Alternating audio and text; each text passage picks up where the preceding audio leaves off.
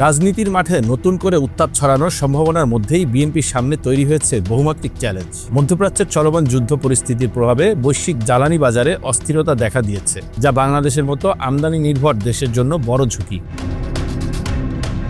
জ্বালানির মূল্য বৃদ্ধি বা সরবরাহ ব্যাহত হলে কৃষি উৎপাদন থেকে শুরু করে শিল্প কলকারখানার কার্যক্রমে নেতিবাচক প্রভাব পড়বে।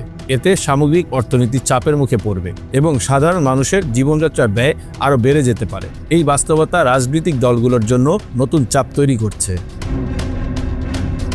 এদিকে বিনিয়োগ পরিস্থিতিও পুরোপুরি আশাব্যঞ্জক নয়। দেশি বিদেশি বিনিয়োগকারীরা এখনও অপেক্ষা করছে স্থিতিশীল নীতি ও রাজনৈতিক পরিবেশের জন্য। কর্মসংস্থানের ক্ষেত্রেও প্রত্যাশিত অগ্রগতি না থাকায় তরুণদের মধ্যে অসন্তোষ বাড়তে পারে, যা রাজনৈতিক অস্থিরতাকে আরও উস্কে দিতে পারে।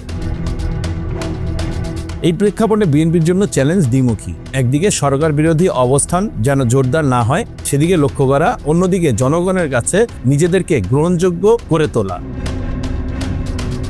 বিশ্লেষকদের মতে শুধুমাত্র সরকারের আলোচনায় সীমাবদ্ধ থাকলে দলটির রাজনৈতিক প্রাসঙ্গিকতা ধীরে ধীরে ক্ষয়ে যেতে পারে। বর্তমান সময়ের দাবি হচ্ছে বাস্তবভিত্তিক পরিকল্পনা, জ্বালানি সংকট মোকাবিলা, মূল্যস্ফীতি নিয়ন্ত্রণ, কর্মসংস্থান বৃদ্ধি এবং বিনিয়োগ বান্ধব পরিবেশ তৈরিতে বিএনপিকে সুস্পষ্ট নীতি উপস্থাপন করতে হবে। একই সঙ্গে সংগঠনকে তৃণমূল পর্যায়ে আরও শক্তিশালী করা এবং নেতৃত্বের মধ্যে সমন্বয় নিশ্চিত করাও জরুরি। রাজনৈতিক দিক থেকেও সামনে রয়েছে বেশ কিছু গুরুত্বপূর্ণ ইস্যু। স্থানীয় সরকার নির্বাচন, সংবিধান সংস্কার এবং বিভিন্ন নীতিগত সিদ্ধান্ত। এসব বিষয়ে বিএনপি কতটা সক্রিয় ও কৌশলী ভূমিকা রাখতে পারে সেটি নির্ধারণ করবে ভবিষ্যতে তাদের অবস্থান কতটা শক্তিশালী হবে। মাঠের রাজনীতিতে উপস্থিতি বাড়ানো এবং জনসম্পৃক্ততা তৈরি করাও এখন বড় চ্যালেঞ্জ।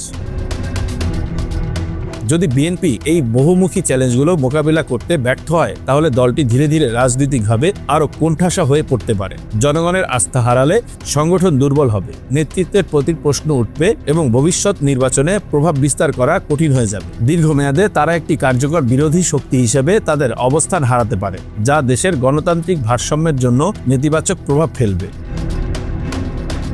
তবে ইতিবাচক দিকও রয়েছে। এই সংকটই বিএনপির জন্য সুযোগ হয়ে উঠতে পারে যদি তারা সময়োপযোগী কৌশল গ্রহণ করে, জনমুখী রাজনীতি করে এবং বাস্তবসম্মত সমাধান সামনে আনে। সব মিলিয়ে এটি শুধু চ্যালেঞ্জের সময় নয়, বরং নিজেদের পুনর্গঠন ও শক্তিশালীভাবে ফিরে আসার একটি গুরুত্বপূর্ণ মুহূর্ত।